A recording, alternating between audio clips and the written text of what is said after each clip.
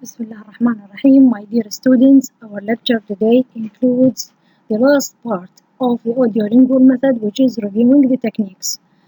It's a review to the techniques. We have explained the techniques previously in the experience and in a principle or reviewing the experience. And now it is just a repetition to all what we have mentioned previously.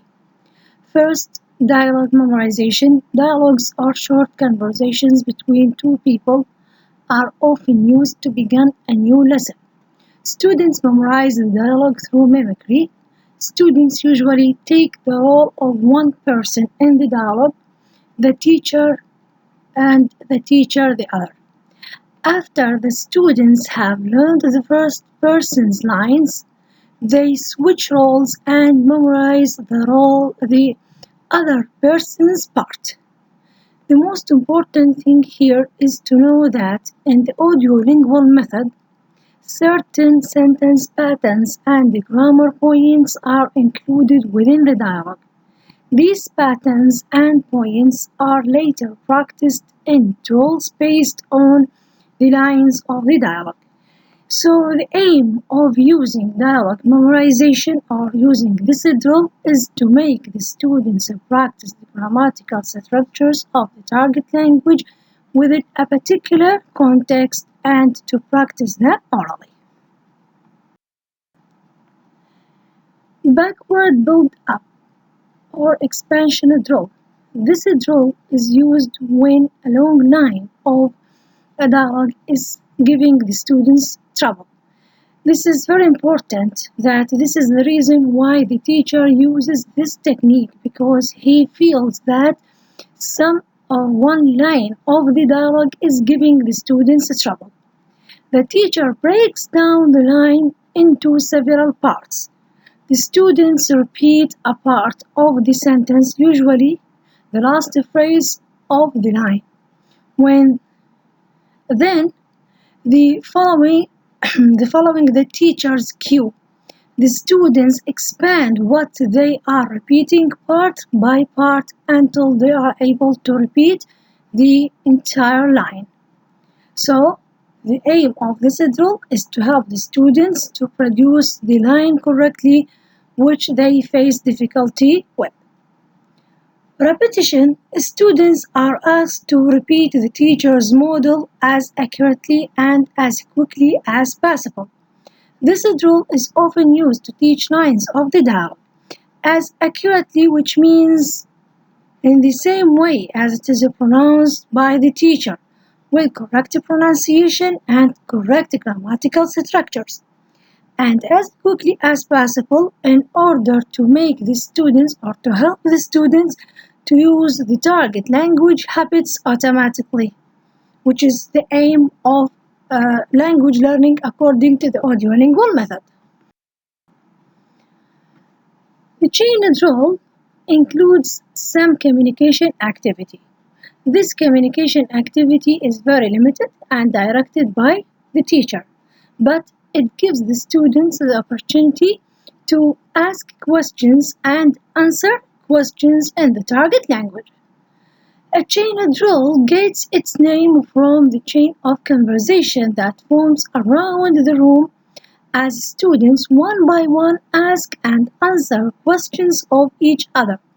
The teacher begins the chain by greeting a particular student or asking him a question.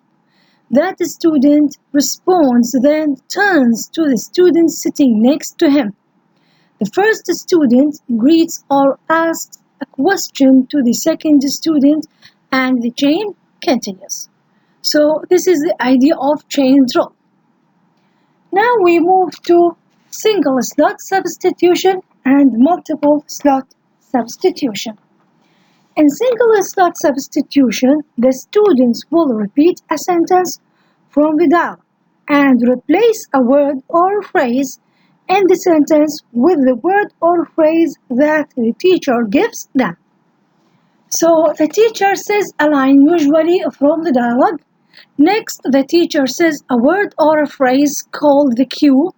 The students repeat the line the teacher has given them, and substituting the cue into the line in its proper place. The major purpose of this drill is to give the students practice in finding and filling in the slots of a sentence.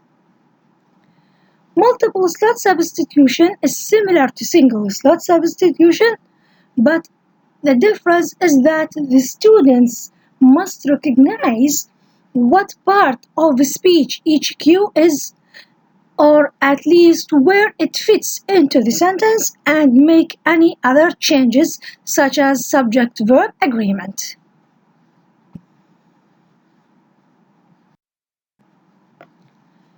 In transformation drill, we mentioned that the teacher asks the students to change the sentence from one form into another, for example, from affirmative into negative, from a statement into a question, from active into passive, and so on.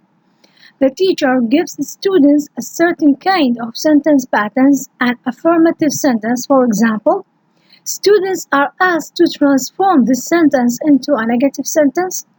Other examples of transformations to ask of students are changing a statement into a question, an active sentence into a passive one, or direct speech into reported speech. Question and answer drills. This drill gives the students a practice with answering questions. The students should answer the teacher's questions very quickly.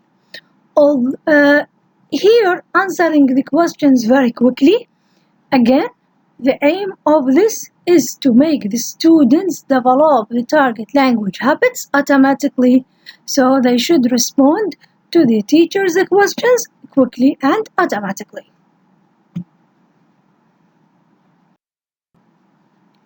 The use of minimal pairs. We mentioned previously that the teacher uses minimal pairs in order to help the students to distinguish the pronunciation of certain sounds.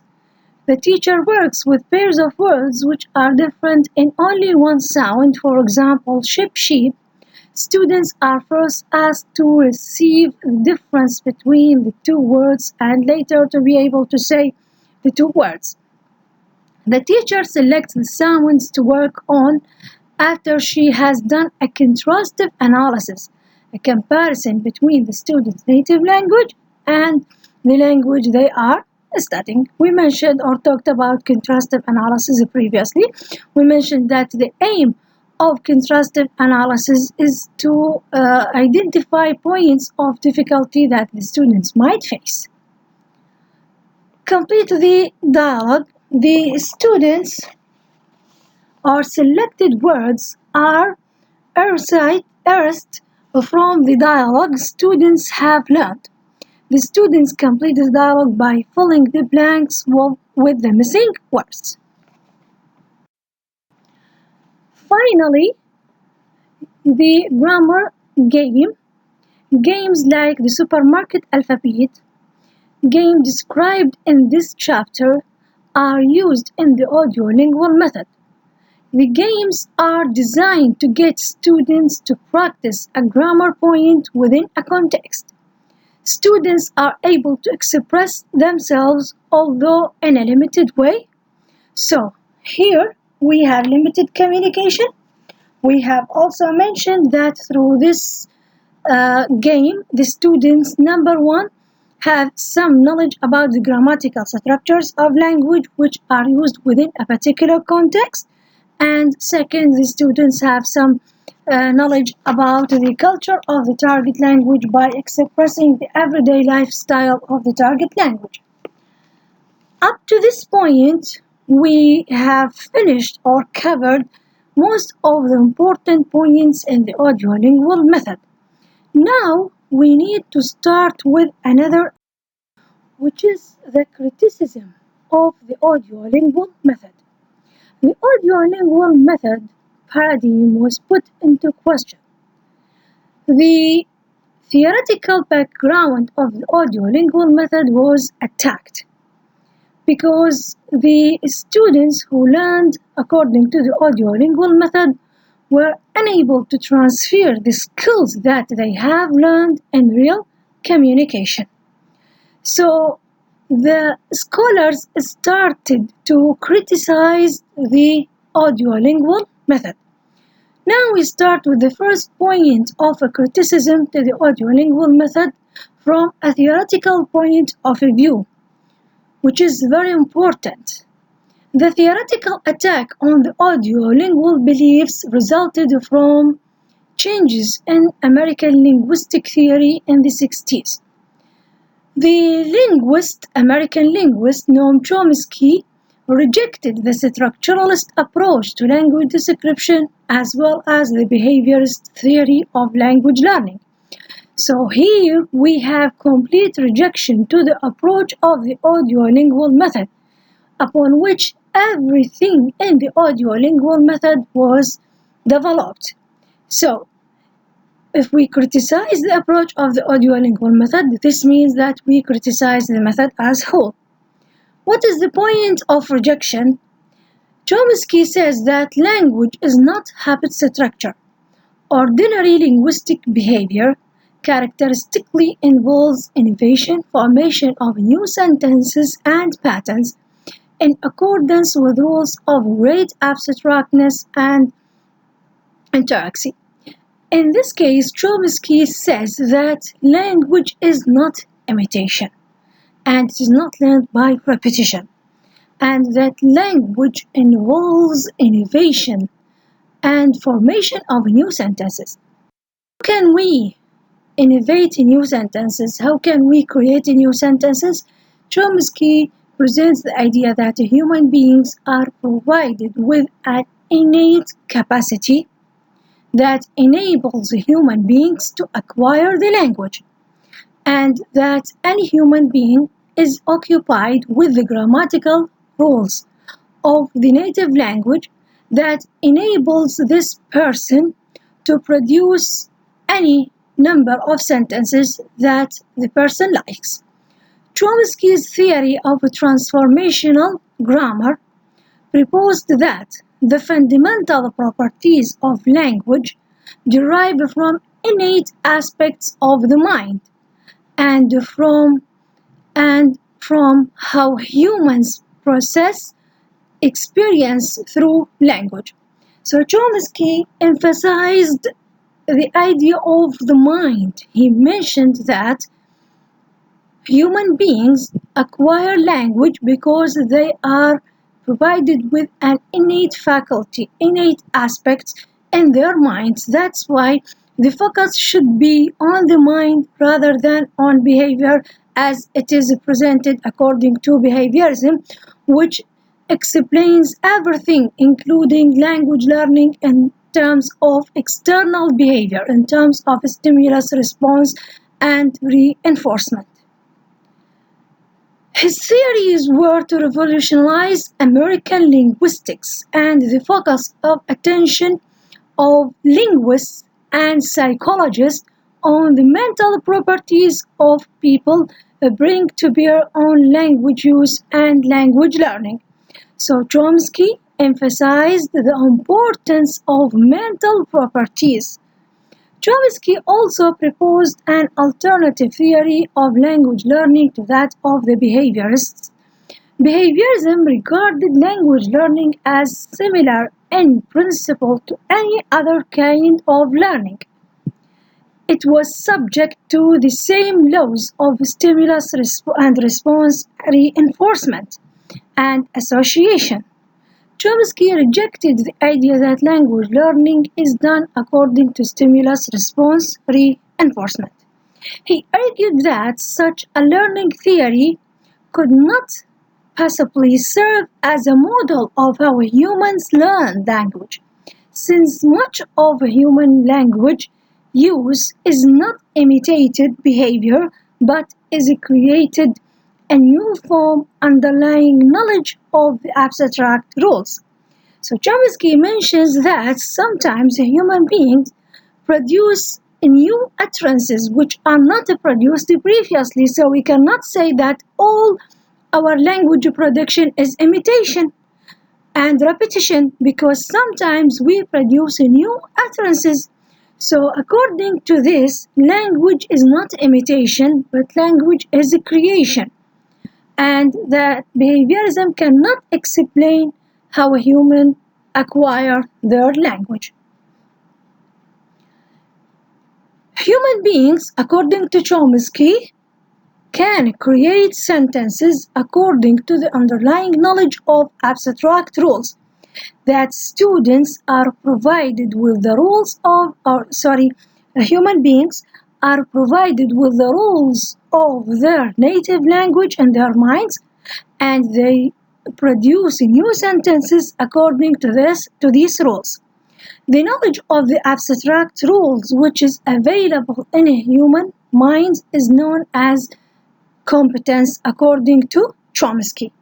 Chomsky, in his theory, transformational generative linguistics, introduced two terms, competence and performance.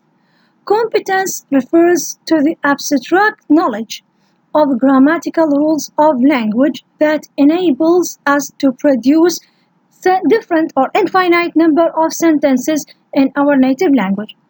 Performance is the ability to present this knowledge during language production. So Chomsky introduced competence and performance. The work of Chomsky has its effect on the idea of language teaching and learning, and from now on, we need to think in a different way, or to see the idea of language learning in a different way, with on the principles that number one, practice activities should involve meaningful learning and language use. The idea of language use is very important. It means the ability to use language to communicate in different situations and for different purposes. This communication could be written or spoken.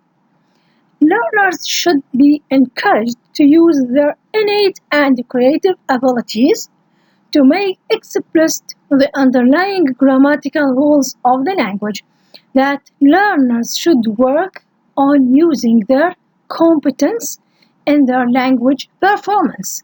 Competence and performance. So this is the beginning to the development of a new approach which is used widely in the whole world in language teaching, which is communicative language teaching. This is just an introduction, and we will keep on the explanation of the introduction of the following approach in our coming lecture. In our coming lectures. So, this is the introduction of the change from the audiolingual method to the communicative approach to language teaching.